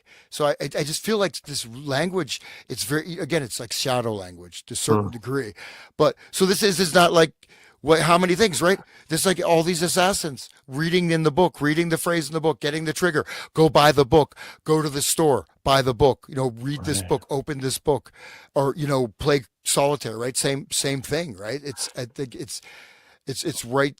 Also, with the occultism, the dark occultist holds his occult books in his left hand. In the statuary, it's that way. Even the Statue of Liberty has the books in her left hand, and it's like on their side, like the left hand path. I don't know if it's like that literal, but that's what made me think. But yeah, I bet that is coded language, Hans. You're probably right. Yeah, you can see the deception in their coded language in these FBI stuff too. I mean, it's just off the charts. So funny to watch them. Yeah, I'm unwilling to state, but then they're talking face to face. They're like, guys, we can probably get people to do whatever the F we want. We just have to get Estabrooks on board or whatever. Learn it ourselves. Government is drooling. They're just like frothing at the bit. Yes, we can control their minds. Tell us. Yeah. We've got this new technique. We got to go up to Colgate right away. So this is the next one. Memorandum 1936. Lester took George Estabrooks of Colgate University and Mr. Coffee to lunch today. Dr. Estabrooks was very enthusiastic in his comments upon the Bureau's laboratory and stated that it was far beyond his expectations, and he was most agreeably surprised to find out up to date it was and what fine equipment it possesses. They're so interested. They got their own lab, the FBI. The three of us discussed matters of mutual interest, particularly in connection with Dr. Estabrooks' pet subject of practical hypnosis. Dr. Coffey, I presume, will submit a detailed memorandum concerning Dr. Estabrooks' experiments in the Bureau. So he's experimenting in the Bureau. And I have asked Mr. Coffey to notify me so I could sit in on some of Dr. Estabrooks' demonstrations if possible. William, so they either had a laboratory or something. Oh, sorry, guys. I'm sorry. It's okay. I'm like, guys, I'm trying to find it on my thing and I'm lost again. Sorry, I forgot to bring it up. I have it on my thing. Okay. That's my Are you mistake. on 20, 19? Yeah, I'm on page on my 16. My page, it's 15 or 16. Okay, I'm sorry. That's it. I'm sorry, guys. I feel like I'm not doing my job. You're good, man. Dude, it's your birthday. You're allowed. Marilyn Monroe sang to you. That's right. But have anybody investigated Theosophy, Scientology, and MK Ultra? How much are they intertwining? Dianetics, dude. What's Dianetics? It uses like that. Right, the E-meter. Yeah, E-meter. That's the electrogalvanometer, right? It is that. It's what it is. They just renamed it, rebranded it. They just used the first letter, the E, instead of electrogalvanic, right? Yeah. I think that Burroughs was an early adherent to Dianetics He was. or Scientology. And somebody asked him, I have to find this reference, but I vaguely remember somebody asking, is this the CIA mind control stuff? And Burroughs is like, yeah, this is it. So like he made that connection between all the mind control research and experimentation that was happening in the 50s and what he was going through. Once he kind of was past the kind of infatuation phase with Scientology, he was like, I got to get this as far away from me as possible. So William Burroughs, the guy that shot his wife in the head and was buggering little kids in South America. The road naked That one, lunch. that same one. Yeah, Yeah. Naked Lunch. Oh, okay. Pictured with Genesis Porridge, P.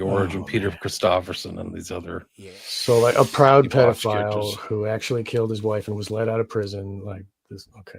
A rich boy too. He was like a Harvard graduate Right. he never worked.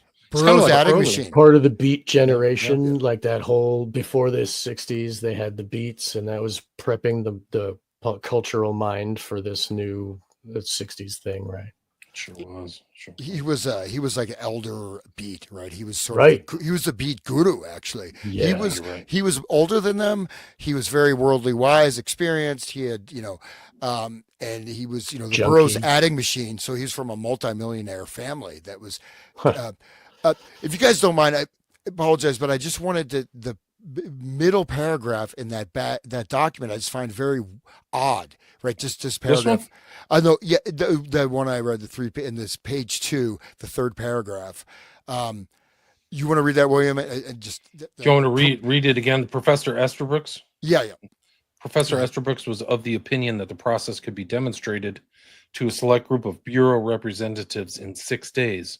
The technique, as I observed it, if it could be imparted at all, could certainly be imparted in 6 days to Bureau representatives. Why do you repeat that?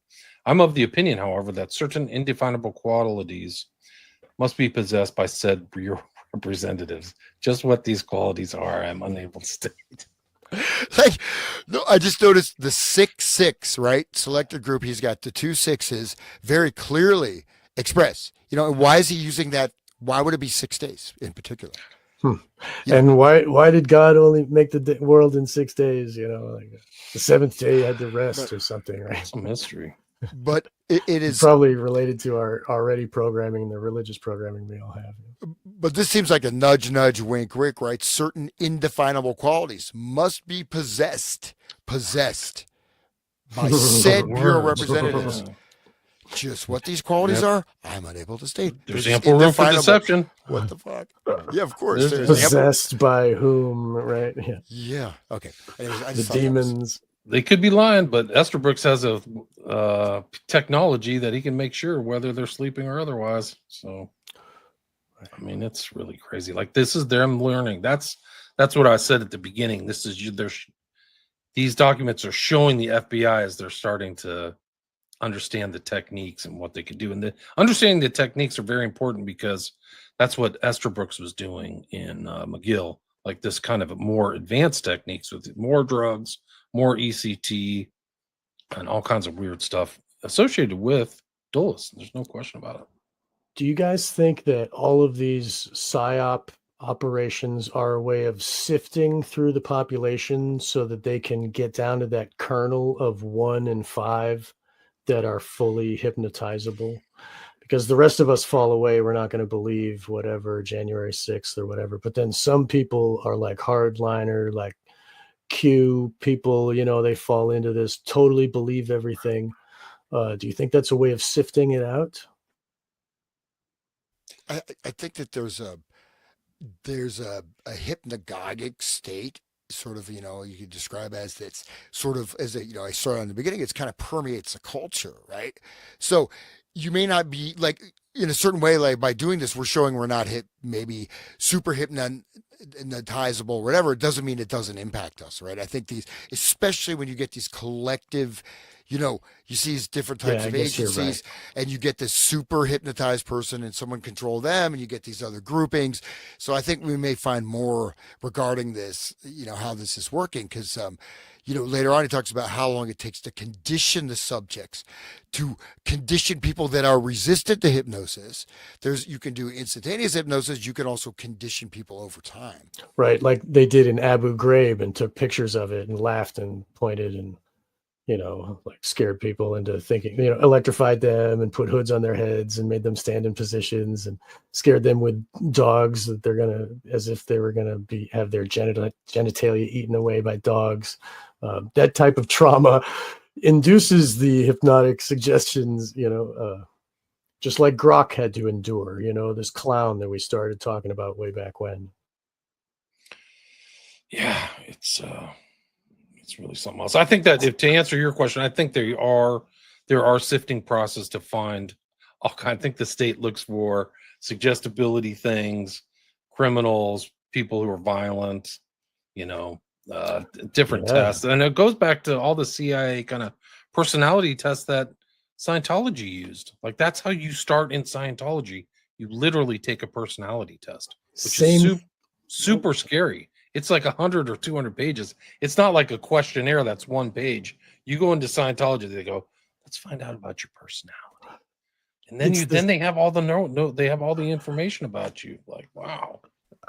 That is the exact same as the induction into LaVeyan Satanism. Wow. You listen to Mark Passio talk about how he had to fill out essays, long, detailed essays about who he is, how he can benefit their organization, about his own psychology, deep stuff. And that was all filed away in his file, Mark Rokar, whatever. It's the same thing, the way they look at how they can use you. And LaVeyan Satanism is a sifting to sift out who's a psychopath that they can use for their organizations. It's really interesting. Well, I think even that it's maybe overlooked type of sifting that is actually very important, is to find people that have a potential to break out of this or could have potential influence on the system, that have potential leadership capacities or types of intelligence, and to steer them in the wrong way, to block them, to put them into sort of psychological traumatic patterns, to keep them from actually being able to fulfill their potential. Wow. I think that's also very central, right? So, and then you get, again, going back to maybe William or Sean will have to talk about that, Operators and Things, which is such a weird book, but I mean, it's like that's in a sense they're things, the operators, right? So you're being operated, you're being corralled, and then you have your just all these personality testing, like all this stuff. Look at the mental health, the criminalizing of mental health as the new frontier of law enforcement agencies, right? And I'll send you this weird, inverted pyramid with all the color schemes. Have you guys seen all these? They have these specific colors, indigo, this, that. This is a major initiative. And this goes all the way back. You can go back to the mental hygiene stuff at the United Nations, but I think it definitely ties into this as well. And this testing. Go ahead, William. Yeah. Well, saying here it is. They have a whole wiki. Oh, he fell out. Shit. Well, I'll take it. If they can deem you mentally incapable, then they can take away the need for your consent. There he is. I just wrong button. Okay, but I just said that if they can prove that you are not sane, then they don't need your consent for what they're going to do to you. Just like Bedlam, the first mental hospital, they would like chain people to the wall. They would like make them sick with insulin and to just make them not be able to even control their own body. So it's a way of subduing people that won't be subdued. If you deem them crazy, just like they got this thing, the cops can take you away for 72 hours. If someone says that you're a threat to yourself or others, they just take you away because your mental health, right? So no wonder they're putting such focus on the mental health stuff. Can you read some of those questions, William? They just seem very odd. I don't know. Do you browse through railway timetables, directories, or dictionaries just for pleasure? Do you often sing or whistle just for the fun of it? Does emotional music have quite an effect on you? Do you rarely suspect the actions of others? This is like parallax view type stuff. This was totally fake. He named it Oxford Capacity Analysis to give it a more gravitas sounding title, but like it has nothing to do with Oxford. But isn't Oxford part of the English, like Rule Britannia, the whole Cecil Rhodes thing? He was like the hierarchy of that. It has no relation to the University of Oxford, although the name may have been chosen to imply a link. Right. Esther Brooks is Oxford. Very, very numerous psychology organizations would point out is not a genuine personality test, and that Scientology recruiters use it in a highly manipulative and unethical fashion. Surprise, surprise. Guys, I think I'm at the 2-hour mark. I think it's time for me to wrap it up and go to episode 8 next week. I'm glad that we have an open end for this, William. Thank you. Guys, we are only at 20 pages through this. We don't speed up. We're going to do like 30 episodes. But it's so important. Like I said, I could keep reiterating ad nauseum.